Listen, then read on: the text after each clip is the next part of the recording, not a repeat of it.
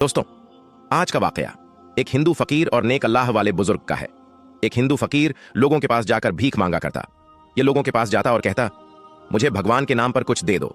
जो गैर मुस्लिम लोग होते वे उसे कुछ ना कुछ दे देते, क्योंकि भगवान के नाम पर मांगता था। इसी तरह उसे भीख मांगते मांगते काफी अरसा गुजर गया। उसने इस भीख मांगने को ही अपने खाने कमाने का जरिया बना रखा था और इसी से अपना गुजर बसर चलाता था। एक दिन यह भीख मांगता मांगता ऐसी जगह पर पहुंचा जहां एक मुसलमान अल्लाह वाले बुजुर्ग बैठे इबादत में मशगूल थे। इस हिंदू फकीर ने उस मुसलमान बुजुर्ग से कहा कि मुझे भगवान के नाम पर कुछ दे दो। बुजुर्ग तो जिक्र तिलावत में मशगूल थे। उन्होंने आंख खोलकर उस फकीर की तरफ देखा और उससे कहा, मेरे पास तुम्हें देने के लिए कुछ नहीं है, तुम यहां से जा सकते हो।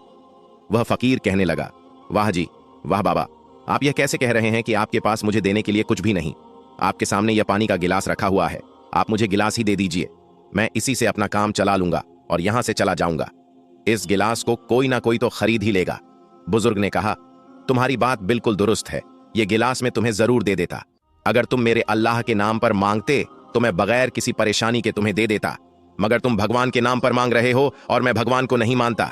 मैं सिर्फ अल्लाह को मानता हूं, जो हम सबका रब है। वह अकेला है, उसका कोई शरीक नहीं है और ना ही कभी उसको मौत आएगी और ना उसको किसी ने पैदा किया है। वह हमारा रब है, उसी ने जमीन और आसमान को बनाया है, उसी ने जन्नत बनाई है। वही हमारा रब है जिसने जहन्नुम बनाई है। वही कयामत के दिन का मालिक है, वही मुर्दों को दोबारा जिंदा करता है। हमारा रब वह है जो हम पर रहम फरमाए। हमारा रब वह है जो इस सारी दुनिया को खत्म कर देगा और ऐसी खत्म करेगा कि कोई भी बाकी ना रहेगा, कोई भी नहीं बचेगा। हमारा रब वह है जो कयामत वाले दिन हिसाब और किताब लेगा। वह दिन गुनाहगारों के लिए बड़ा भारी होगा। इसीलिए मैं किसी भगवान को नहीं मानता, मैं तो सिर्फ अल्लाह को मानता हूं। अगर तुम अल्लाह के नाम पर मुझसे कुछ मांगते तो मैं जरूर तुम्हें दे देता। इसलिए भगवान के नाम पर देने के लिए मेरे पास तुम्हारे लिए कुछ भी नहीं है, इसलिए तुम यहां से जा सकते हो। फकीर को बुजुर्ग की बात सुनकर बड़ी हैरानी हुई कि अगर मुझे यह कुछ पहले पता होता तो मैं इससे अल्लाह के नाम पर ही कुछ मांग लेता, लेकिन मैं तो हिंदू हूं। इस बुजुर्ग के पास जाकर कैसे कह सकता था कि अल्लाह के नाम पर कुछ दे दो?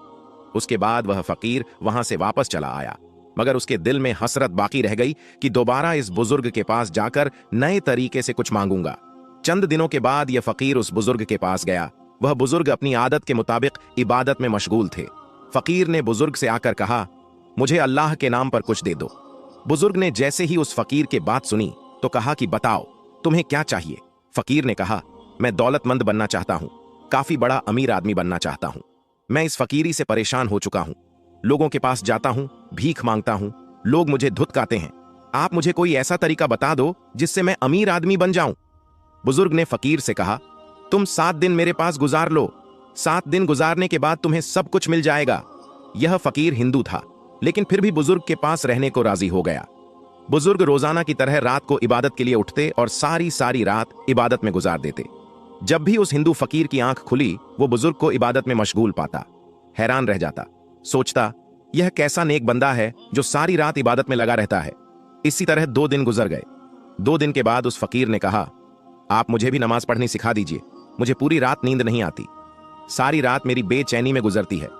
मैं देखना चाहता हूं कि नमाज में ऐसी क्या बरकत है जिससे मेरी बेचैनी खत्म होकर मेरे अंदर सुकून पैदा हो जाए। बुजुर्ग ने उस फकीर को नमाज का तरीका बताया।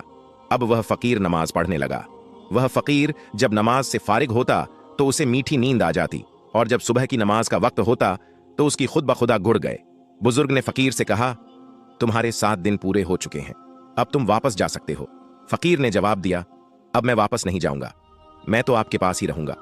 मैं यहां बहुत खुश हूं, बस आप तो मुझे कलमा पढ़ाकर मुसलमान बना दीजिए। बुजुर्ग ने फकीर को कलमा पढ़ा दिया और वह मुसलमान बन गया। उसके बाद वह बुजुर्ग के पास ही रहने लगा। एक दिन बुजुर्ग ने फकीर से पूछा, अब तुम्हें पैसे की जरूरत नहीं है, जैसा तुम दौलतमंद और मालदार आदमी बनना चाहते थे। फकीर ने जवाब दिया, जब मैं आपके पास आया तो मेरे अंदर पैसा कमाने की बेचैनी थी। मैं चाहता था इतना बड़ा मालदार बन जाऊं कि दुनिया के ऊपर हावी हो जाऊं, पर जब से मैं आपके पास आया हूं और नमाज पढ़ने लगा हूं, अब मुझे ऐसा लगने लगा जैसे नमाज के अंदर ही सब कुछ है, और अचानक ही सारी की सारी बेचैनी खत्म हो गई। माल और दौलत की तरफ तो मेरी कोई तवज्जो ही नहीं रही। अब मैं कलमा पढ़कर मुसलमान बन गया हूं, और जब से मैं मुसलमान बना हूं, दुनिया से मेरा भरोसा उठ गया है। अब मैं अपने हकीकी मालिक की ही इबादत करता हूं और उसी से मांगूंगा। अब मुझे दुनिया से कुछ नहीं चाहिए, बस मेरी आखिरत सुधर जाए, मेरे लिए यही काफी है। बुजुर्ग के दिल में ख्वाहिश पैदा हुई कि मैं बैतुल मुकद्दस जाकर जियारत कर लूं। बुजुर्ग ने इरादा किया और सफर पर रवाना हो गए। चलते चलते रास्ता भूल गए तो काफी परेशानी हुई और परेशानी के आलम में यह सोच रहे थे कि किसी से रास्ता मालूम कर लूं। इतने में एक बुजुर्ग औरत नजर आई। यह बुजुर्ग औरत काफी अच्छी इबादत गुजार नेक औरत मालूम पड़ती थी। आप रहमतुल्लाह ने बुजुर्ग औरत के पास जाकर फरमाया, ए मुसाफिर भी, मुझे लगता है आप भी मेरी तरह बैतुल मुकद्दस का रास्ता भूल गई हैं। जब उस औरत ने इन अल्लाह वालों की यह बात सुनी तो उसको काफी गुस्सा आ गया। उसने गुस्से में आपको जवाब दिया कि कहीं आरिफ उल्ला भी मुसाफिर हो सकता है, अल्लाह को दोस्त रखने वाला भी रास्ता भुला हुआ कहलाता है। जब आप रहमतुल्लाह अलैह ने यह बात सुनी तो चुप हो गए। थोड़ी देर के बाद उस बुजुर्ग औरत ने आप रहमतुल्लाह अलैह से फरमाया, यह लो मेरी लकड़ी, इसका एक सिरा पकड़ लो और मेरे आगे आगे हो जाओ। आपने उसकी लकड़ी का एक सिरा पकड़ लिया और उस बुजुर्ग औरत के आगे आगे चल दिए। अभी आप कुछ ही दूर चले थे कि आपको बैतुल मुकद्दस की धुंधली धुंधली चोटियां नजर आने लगी। आप रहमतुल्लाह अलैह हैरान हो गए और उस बुजुर्ग औरत से कहने लगे कि बड़ी भी, यह क्या माजरा है? अभी तो हम चंद ही कदम चले हैं और बैतुल मुकद्दस भी पहुंच गए। उस बुजुर्ग औरत ने जवाब दिया, ए शख्स, तुम्हारी रफ्तार जाहिद जैसी है और मेरी रफ्तार आरिफ जैसी है। जहद सियार है और आरिफ तैयार है। अब आप ही सोचिए, कहां चलने वाला और कहां उड़ने वाला। यह कहकर वह बुजुर्ग औरत आप रहमतुल्लाह अल की आंखों से ओझल हो गई।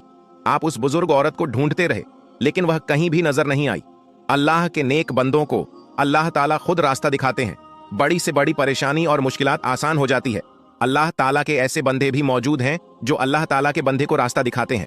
अल्लाह ताला अपने नेक बंदों पर रहम फरमाए और हमें भी उनकी तरह सीधे रास्ते पर चलने की तौफीक अता फरमाए।